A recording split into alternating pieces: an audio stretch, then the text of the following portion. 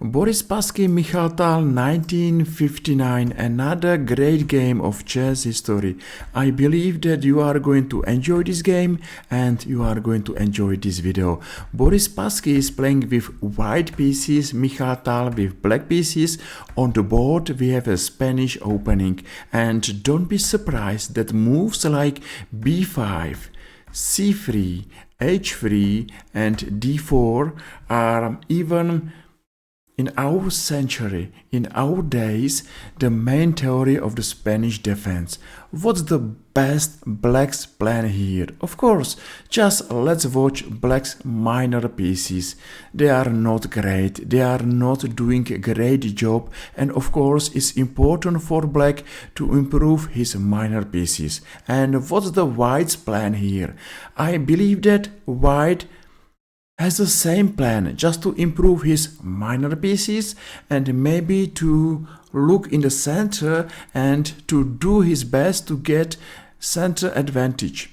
So knight b6, it's absolutely good move because this knight has been improved, and even a knight d2 is a good because this knight has been improved. After this exchange on a d4, white is happy because has central advantage. The player with advantage in the center has advantage anywhere. So Mikhail Tal now has to be careful and has to start some active moves against white's pawn center, and it's absolutely logic that he played move d5 because it's important to attack white's biggest advantage. d5, bishop c2 and now e5.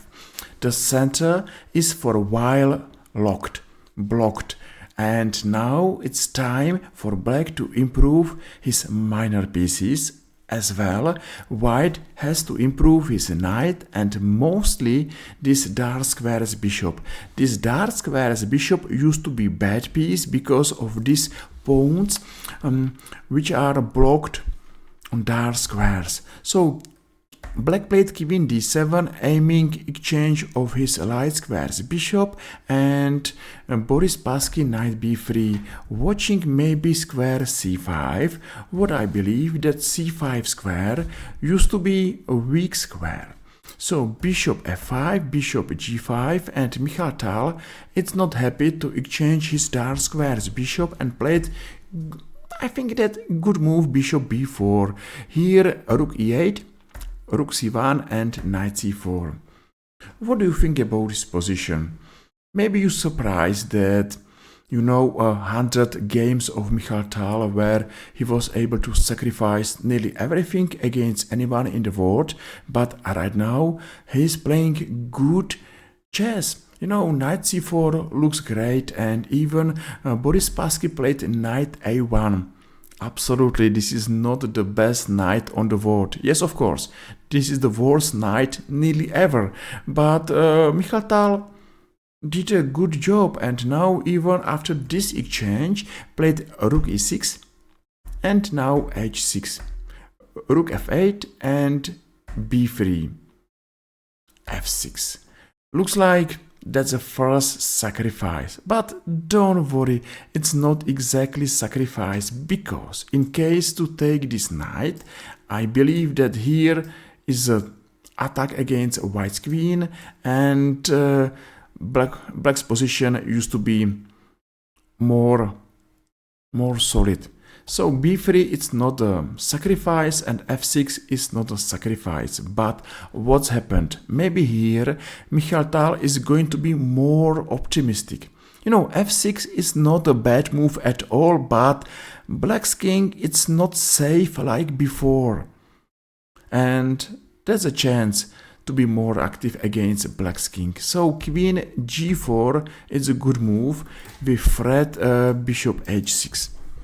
F5 is still a good move, but what's happened? This pawn now is a pass pawn, and the pass pawn is strong in the endgame. Just player with pass pawn has a chance to push this pawn and to win the game. So even after f5, queen h5, knight d6, yes, that's not a sacrifice, because to take is a mistake because of rook e2. Still, I believe that this pass pawn is strong. Yes, black has to block this pass pawn, and the best plan here is to go knight d8 and knight e6, but still, even knight and bishop, I mean black's knight and black's bishop looks great. Still, black has few difficulties on the board. Maybe pawn on c7, it's not a super strong pawn. Maybe the pass pawn, a white's pass pawn on e5 has to be blocked. And what about black's king? Yes, it's not unsafe. Exactly, it's not under fire. But who knows what's happened next. So knight b4 exchange, and here knight e1. That's a nice move, following maybe one day knight d3, knight c5, and maybe here is move f3 just to challenge this knight. What's happened? c5 anyway, rook b2, exchange, and queen d1. Still, white has super strong pass pawn, and now Mikhail Tal played g5. Oh my god, sounds like a good move. At the other side, what about black's king? Because after this move, no more pawns around black's king are there, and black's king one day should be under attack. So bishop h2, rook c8. What about move? What about f4? I believe that f3, and still the important pass pawn on e5 is well defended. So rook c8 exchange happened, f3, this knight has to come back, so queen c3 is more active, exchange on f4 and b2. Looks like black is ahead of material, but it's not. Why? Because two connected pass pawns are super strong, and at the other side black's king is super weak.